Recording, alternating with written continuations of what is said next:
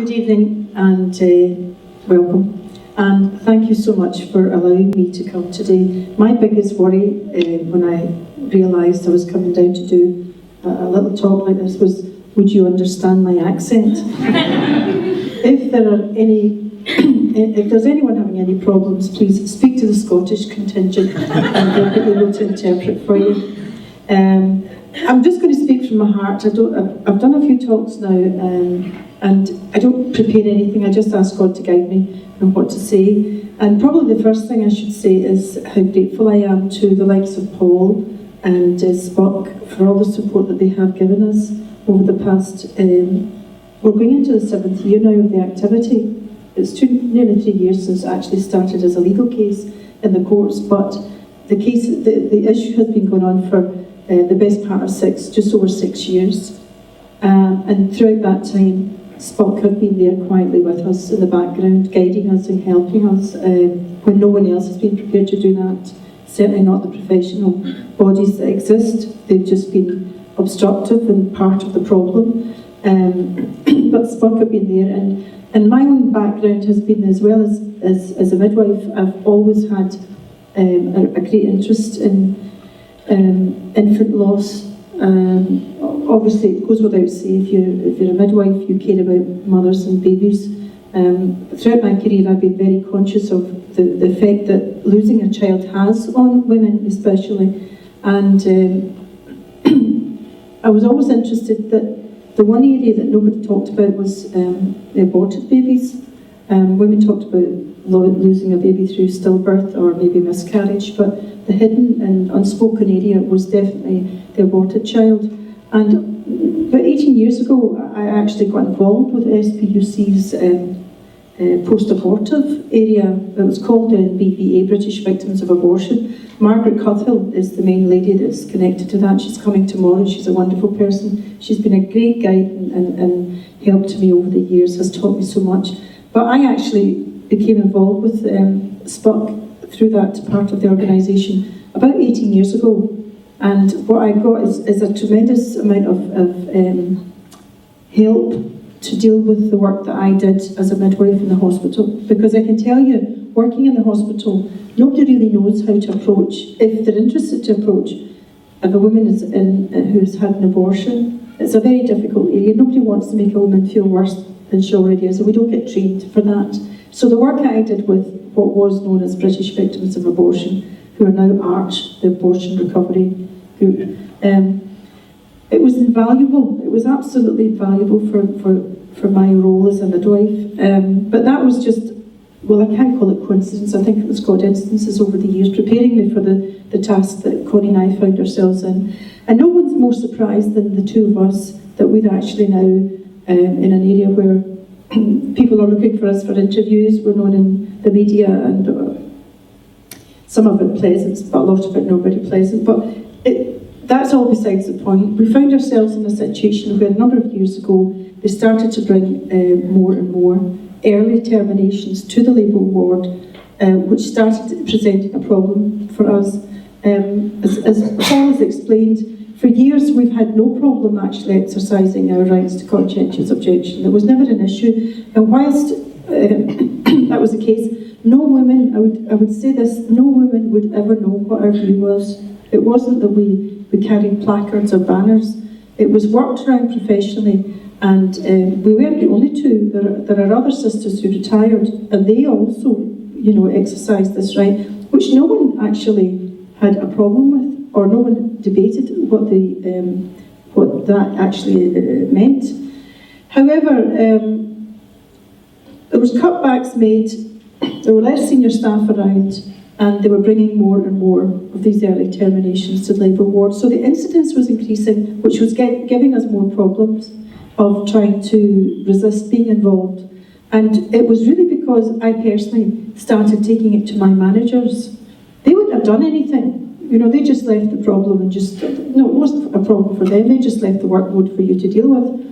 But it was me who started asking them to do something about the instance of situations where more staff were saying, I don't want to be involved with this.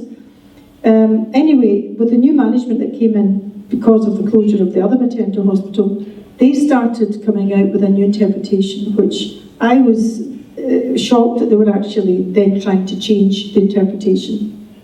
It wasn't even that they were trying to say, there wasn't enough staff on it, but they started changing the interpretation altogether.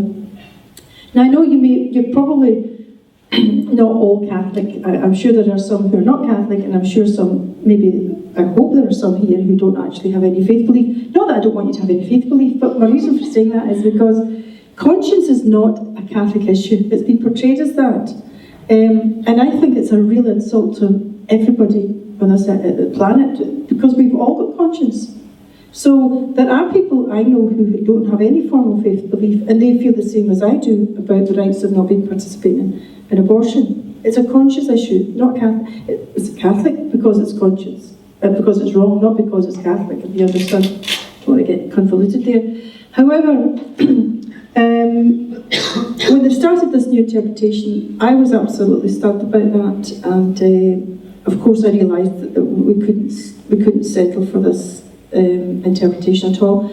But we've gone through so many meetings, and unions, no one supported us. In fact, the Royal College of Midwives actually produced a paper on abortion, on conscience, in 97, I think it was 1997, which actually caused a lot of the problem as well, because they put into it explicit guidance. So although they were saying about the rights to conscience, what they were actually writing was actually stopping us from having conscience altogether. And that paper has been used by the legal authorities to hit us with as well, in this kind of thought process where they've changed the law by default. And that's been happening over the years in many hospitals, where originally there were a lot of staff who would resist being involved, but over the years people have taken it as just part of their job. But when we got involved with this, as I say, we were very, very shocked about it. But, and I approached SPUC, but I never thought for 1 minute it was going to go as far as it has done. It's lasted, as I say, just over 6 years. It's not fully finished yet, because there is an issue of human rights which hasn't been addressed by the courts, and there's still some communications between ourselves and our employers about that. But the bottom line is they have changed the law, which is going to make it very, very difficult for anybody who has a conscience against being participating in abortion. Nursing and medical staff now are going to have great difficulty actually exercising those rights. So they keep saying, yes, you've got a right to conscientiously object, but when you see down in paper, it's absolutely appalling. I'm not sure, Paul, if you know that the Nursing and Midwifery Council have come out now with new guidelines. So, yeah, I just, it was the Christian Fellowship website, somebody's seen the guidelines, and in fact, what they're saying is they've put a paragraph in specifically for conscientious objection, and they've said that anyone who does have this conscientious objection must tell their managers, which I had no problem with, I think that's absolutely right, tell their colleagues, tell the patient that they have a conscientious objection, which I think is outrageous, to be honest. Who's going to feel the most awkward? The woman's not going to be happy to hear that, but it's very cruel anyway. And they've also got to go and get somebody else and introduce another member of staff to the patient, so that I think that part of that's just to embarrass everybody or make them feel very, very awkward. So this is what the Nursing and Midwifery Council are coming out just now with, which is it's really horrific. So just before the actual hearing, about a week or two before, I started contemplating that maybe the result wasn't going to be what we had been really, really praying for. I really have a very strong belief in God, and I just thought maybe he's not reading the same text as I am. But it came as a huge shock when the decision came out, although in the courts itself we sensed that they were definitely not with us at all, and we know that they're ideologically opposed to our way of thinking. But when Connie and I got the news, we were devastated and really in a state of shock, and that lasted for about the best part of 3 days. But as a believer, God makes no mistakes. He doesn't carry L plates on him, and I know he's going to use this for something even greater. If any of you read or heard the story of Shackleton going to the South Pole and how he never got there, and how his boat Endurance, which is a great name, was stuck in the ice floe for 9 months. It's an amazing story. It's one of the best stories I've ever read about people's, the endurance of human beings. And what he achieved in that journey was greater than what he set out to do. And I would be very, very happy if that's what happens in our case. And I really believe that that is what's going to happen, because we can sense a stirring and an actual response now, certainly amongst people that we know who are shocked that the result has come out as it has.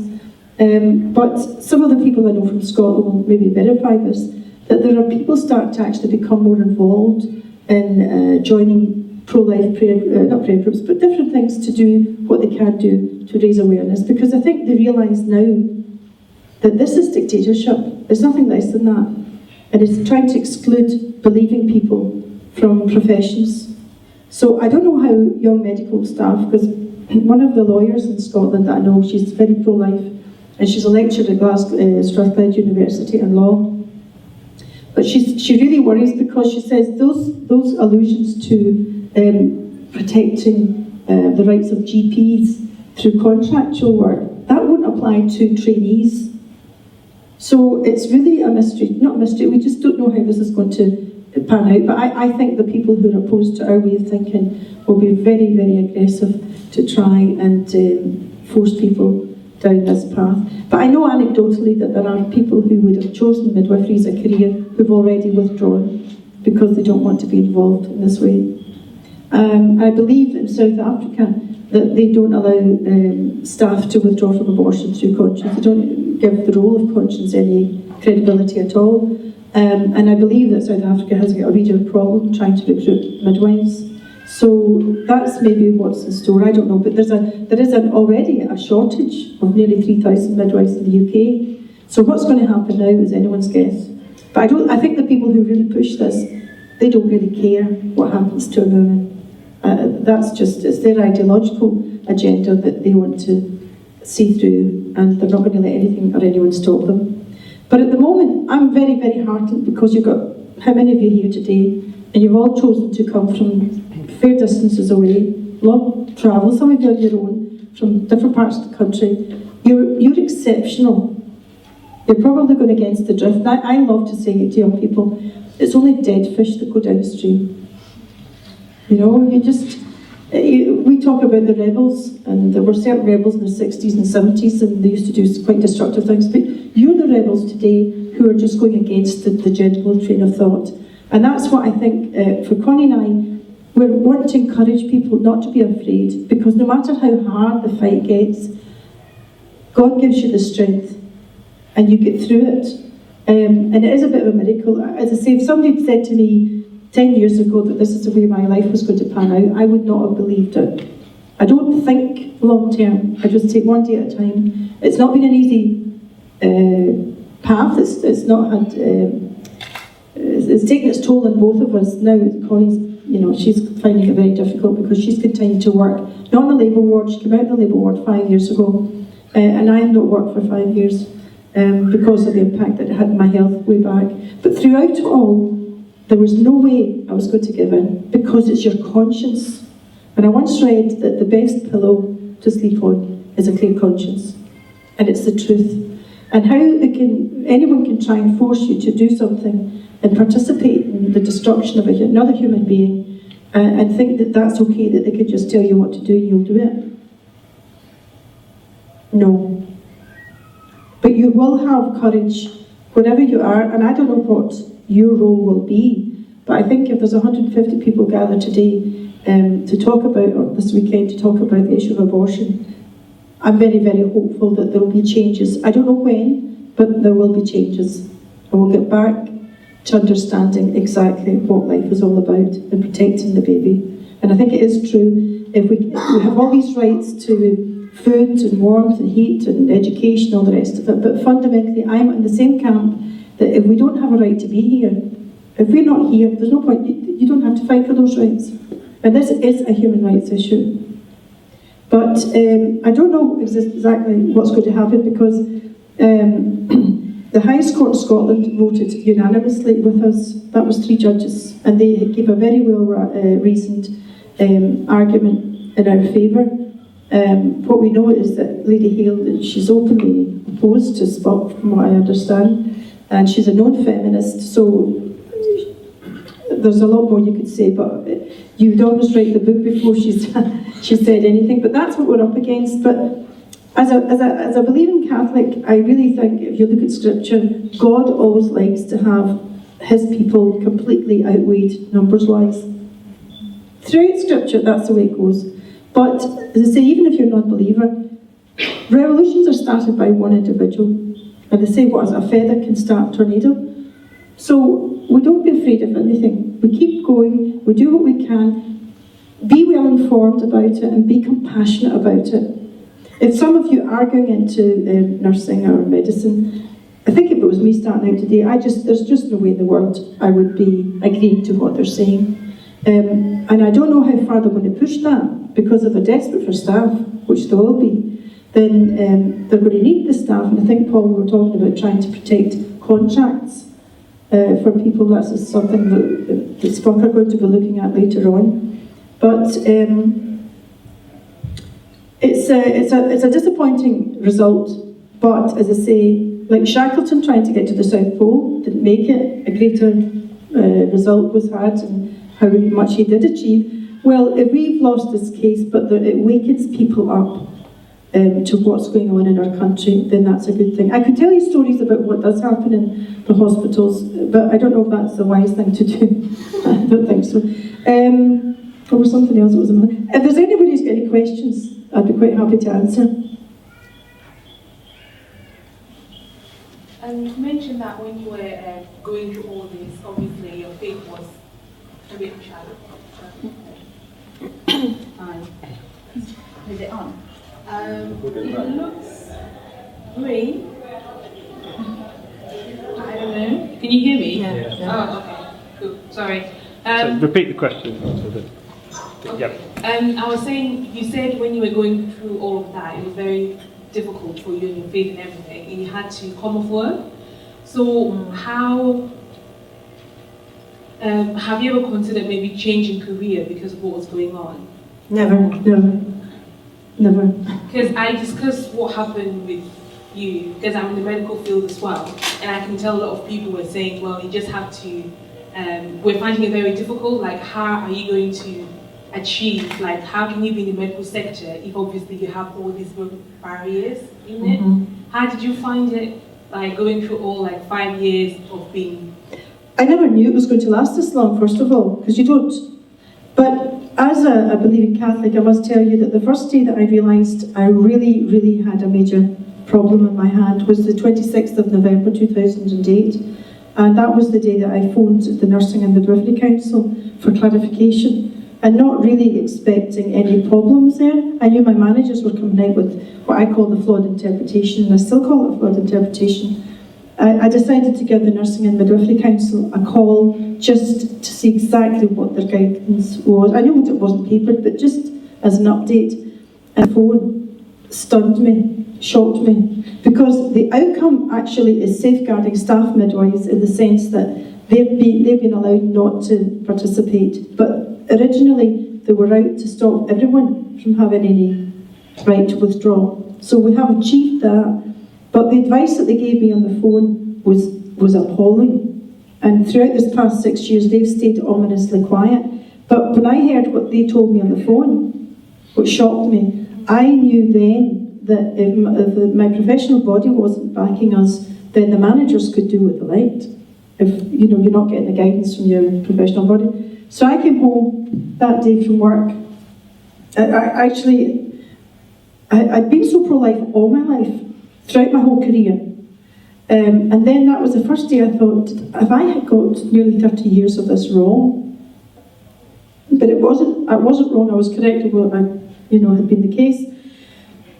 But I came home, and in my own house, I've got an image of the Divine Mercy, and I dropped to my knees, and I couldn't speak to anybody because obviously this was a very personal thing, and we're a minority, but a small minority. But I just, in front of this image, I just gave a very heartfelt prayer and says, Dear God, this is huge. You're going to have to do something. That was my prayer. And I just let the Bible open. I couldn't tell you go to this passage or that passage. I'm not that. good. But I let it open, and this is the truth. It fell open at Exodus chapter 1, and for those who are believers, you can go and check this out. But Exodus chapter 1, verse 15, and it was when the Israelites were in captivity in Egypt, and Pharaoh was getting worried because the number of Hebrew men, children, were growing in numbers.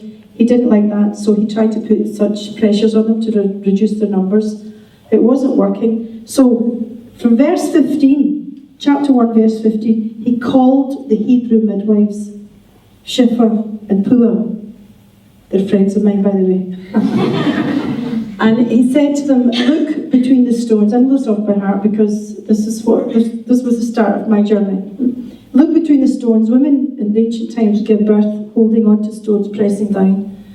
It's not the way we did it in the Southern General, I have to say. But anyway, he says, look between the stones. If it's a boy, kill him. If it's a girl, let her live. But the midwives were God-fearing and wouldn't do as Pharaoh told them. So Pharaoh called the midwives again and said, why haven't you done what I've told you? The midwives said, these women have given birth before we ever get to them. Pharaoh continued to persecute the children, but he let the midwives alone, and they were God-fearing. But midwives was mentioned 7 times.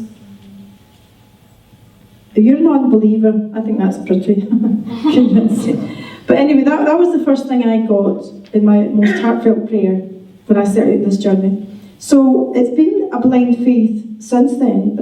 Well, when I say that, there's been other indicators as well that we're not alone, and we're doing it. It's your conscience.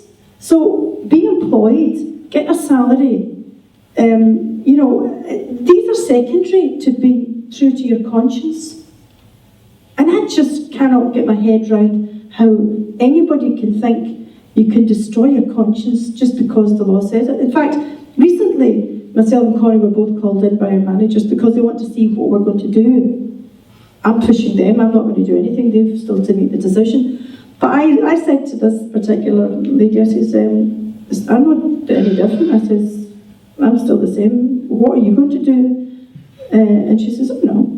The judge has said, you've just the husband's not going to change. But she thought that just because that lady judge made that decision that we were going to change and go back in now and just carry on. And by the way, what they want us to do, how they can say that's not participating is beyond me.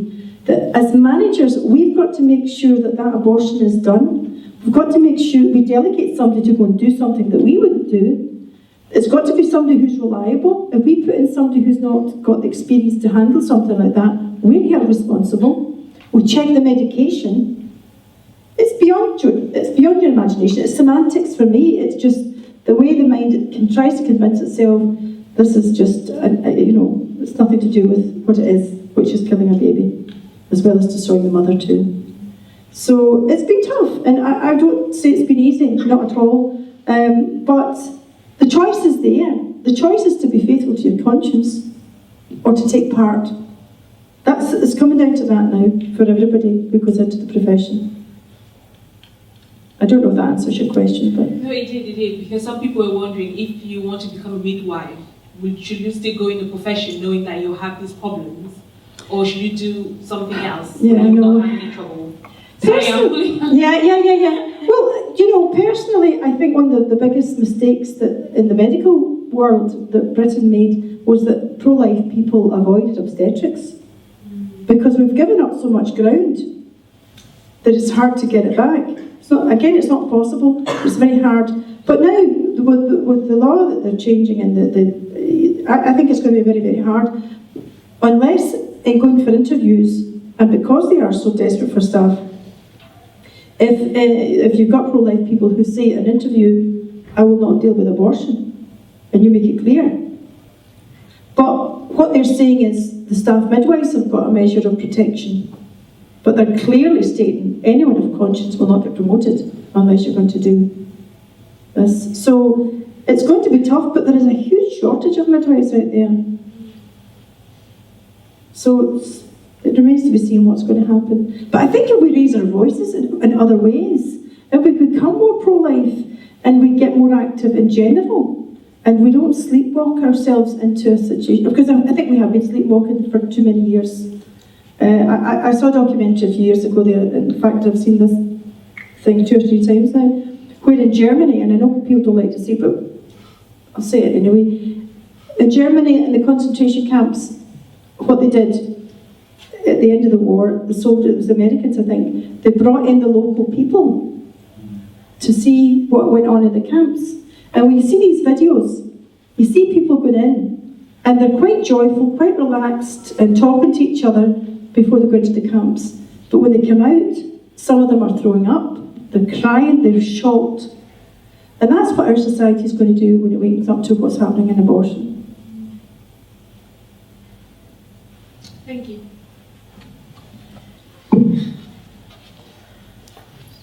Anybody else? Come to you after.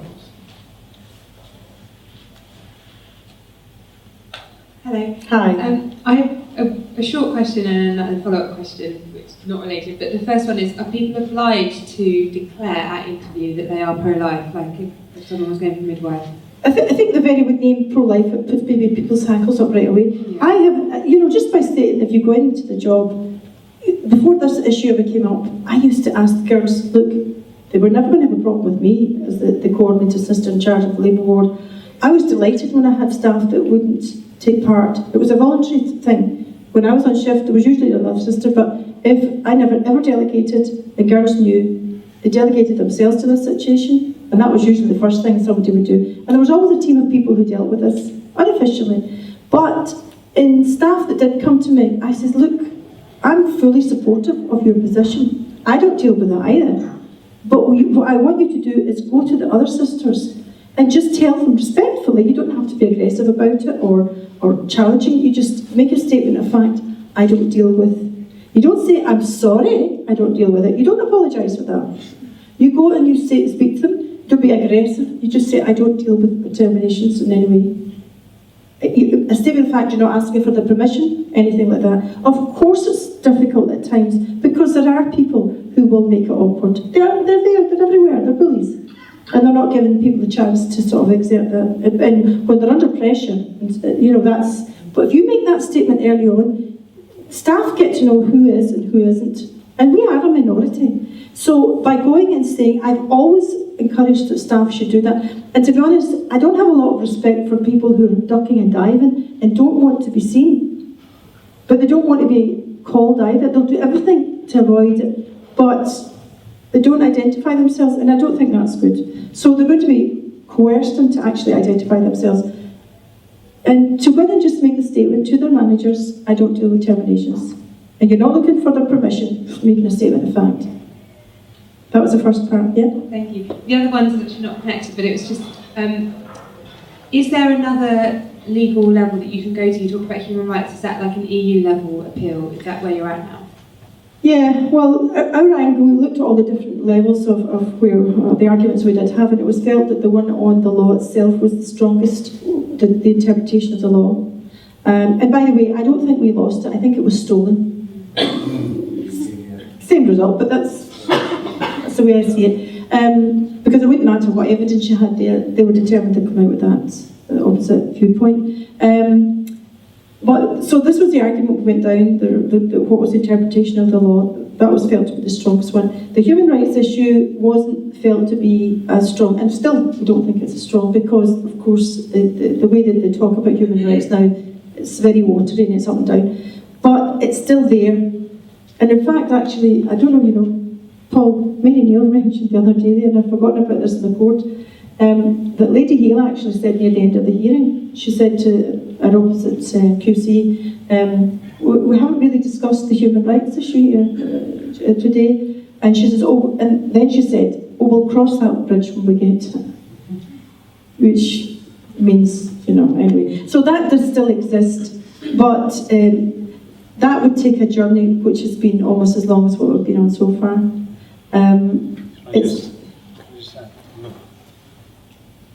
Thanks. Just to say on the legal side, I don't know more about this than the lawyers, that's not... But the Supreme Court is the Supreme Court. issues can sometimes be taken to places like the European Court of Human Rights when somebody's human rights have been infringed. This case, so far, has not been about human rights. It's been about the interpretation, the meaning of the words in the Abortion Act. The European Court of Human Rights is not going to rule over the meaning of the words in the Abortion Act. They have already ruled in previous cases that it is down to states to decide their local abortion laws. Unfortunately, they don't recognise in practice rights of the unborn child, of course. So the issue that was dealt with at the Supreme Court cannot, partly for that reason, go any further. There isn't a higher court that it can go to. The human rights issues arise in a parallel discrimination case which has been suspended, but reactivated now, but the course of that case is yet to be seen. We don't know whether it's, where that case is going to go, so it's certainly not envisaged at this stage that a European Court of Human Rights or European Court of Justice or anything like that would come into it.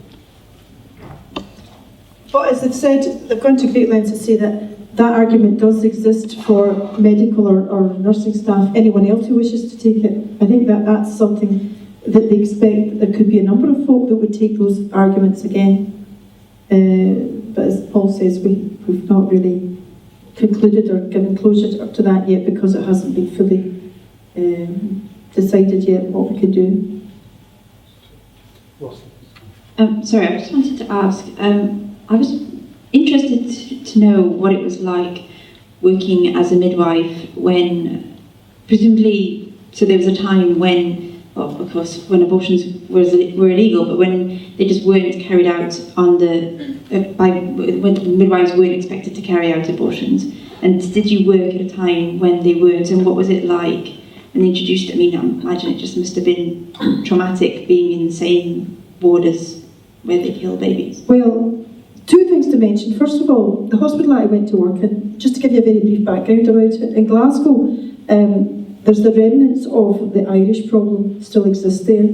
So when the Irish came and settled in Scotland, it was very difficult to get promoted posts for Catholics. And there was a real anti-Catholicism. And the Southern General Hospital, before the NHS was established, it was a poorhouse. So when it got NHS status and then became a hospital, it still had the stigma of being a poorhouse. So in fact, that's one of the hospitals where Catholics could get promoted posts because it didn't have the kudos of the other places. So there was that history to it. So the senior staff that were there, my manager when I first went to work there, she was strongly pro-life. She took part in the 1967 talks in Parliament to stop it, so she was very strongly pro-life. The clinical medical staff were Catholic and pro-life. When I say pro-life, they just didn't do abortion. But there were doctors who did some abortions. It wasn't that it wasn't done, there were very few. And I don't know what the number is, but there were certainly less than 10 a year. And what we're talking about are the babies that are handicapped. Right? That's the babies that would come to the labour ward for termination. So they're different. Everyone treats them differently. And there's a whole lot of stuff going on here, because even amongst people who carry out abortion, some folk really resent this, because if you take women from, as they've done with us, from the gynecology ward, which is where they used to go for the terminations, and bring them now to the labour ward, they're wanting us to treat them differently. One-to-one care, really a whole lot of psychological counselling, because this is different because the baby's handicapped. These are not choosing abortion because it's a social choice. So they get treated differently. And that's what they're trying to do, to normalise terminating handicapped babies. So when I first went to work there, if there was 10 in the year, but there were very few, and there were always senior staff around who dealt with it. So it wasn't that it never was done when I went to work there. Just to give you a little bit of background, when the Abortion Act was passed, apparently one of the reasons why they put in the conscience clause was because they had so many Irish staff working in the NHS, Irish Catholic staff, and they recognised that if they passed this law, there could be a real loss of staff immediately from the NHS. because people would resign. So that's why they put in the conscience clause to protect that and stop it from happening. And probably the majority of staff, when it was passed, probably would be instinctively pro-life. But as the years have gone on, folk have become desensitised, and also you'll find yourself doing things you'd be shocked. The further you are from a problem, the easier it is to resolve. But when you're in the middle of doing some work, it'd be quite astonishing how you get involved with something you can't believe you're involved with. So I'm quite defensive about staff that actually participate, because a lot of them don't see caring for women as being responsible for the abortion. If she's chosen it, and if other staff are given the medication, they don't see themselves as being involved with that. I've always recognised myself, no, that's facilitating the whole thing. But anyway, so over a period of time, the number of people that opposed it has been reduced and reduced. Because now you get a lot of churchgoers who don't agree with us. A lot of churchgoers who don't agree with us. So it was, but it was much easier to resist before, because the numbers weren't great, and because of those factors about the number of consultants. We had 2 consultants who didn't do them. So other hospitals would embrace it much more readily. But it's eugenics. Simple as that. They don't call it that, but that's what it is. We have time for one more question before you get to answer the question.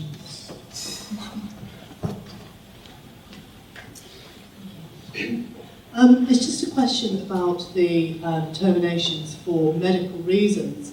One of the things that I've come across a lot is when you have women who are expecting children with severe life-threatening, children with severe life-threatening illnesses such as trisomy 13, 18, etc., where those children would die soon after they were born. Those abortions are often not seen as abortions, they're seen as early induction, and the children are allowed to die early before the mother has to give birth full term. Now, obviously, those are still abortions, and we all recognise that as such. But when you said that when you told your managers, etc., that you wouldn't take part in abortions, was there any difficulty? Did they try and quibble with the terminology and say, well, these are not abortions, these are early inductions? You mean the new staff that we got who came in with their... Yes, yeah. yes. No, they had just a completely different interpretation. In fact, I think probably what they were doing in their hospital before they came across was illegal. Right. I'm sure they weren't allowing anybody any rights to not take part unless somebody was really aggressively defensive of their practice. But they had a problem keeping staff, and I'm not surprised from what I've seen. But those cases you're talking about, as a kind of side issue here, a lot of people wonder if a child's got a condition that's life-limiting. Well, they'll say things like, oh, the baby's going to die. Well, we're all going to die. Yeah. There's no rocket science in that. But there's a difference between allowing to die and killing. And I can tell you, when a woman picks a date and time when she stops her baby's heartbeat, that woman has much greater problems coming to terms with that. And so I would actually talk to my colleagues, and I used to coach, and talk to them and quietly. There's ways over the years I've kind of cultivated conversations with colleagues to find out where they were and to try and get in pro-life messages, without calling it that, but just...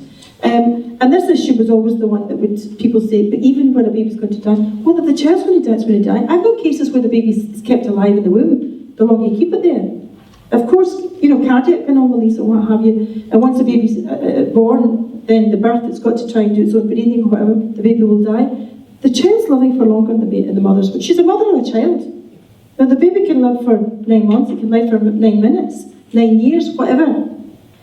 If you pick the time and date, my experience has been people have great difficulty in coming to terms with that. They'll deny it, but they'll talk more about it, whereas the atmosphere when it's a spontaneous loss is completely different. And of course we deal with that. That's what midwives have to deal with as well. Babies that are lost through natural processes, but the atmosphere in a labour ward is night and day when you've got that. And nobody really speaks about it, but it is different. So would they recognise, the staff, even the staff who are pro-abortion, would they still recognise that early induction is an abortion? That the atmosphere would be not, this is a lady who's lost a child, but this is a lady who's choosing to terminate that child? Yeah, if it's done in the labour ward, yes. But you know, the way science has moved on and IVF and producing more babies, twins, triplets and what have you, and some of these babies being much weaker than others, and it's got the potential for more problems. It's just madness. So then you talk about the fetal reduction and all this business. That might be done outside the labour ward, usually is nowadays, where they inject potassium chloride into the baby's heart that they want to kill. And then, of course, nobody's told anything about that unless you find it in the notes. But then if that woman comes into labour, whatever length of time later on, but the midwife who's looking after her is going to also deliver a baby that's been terminated earlier on. It's a nightmare.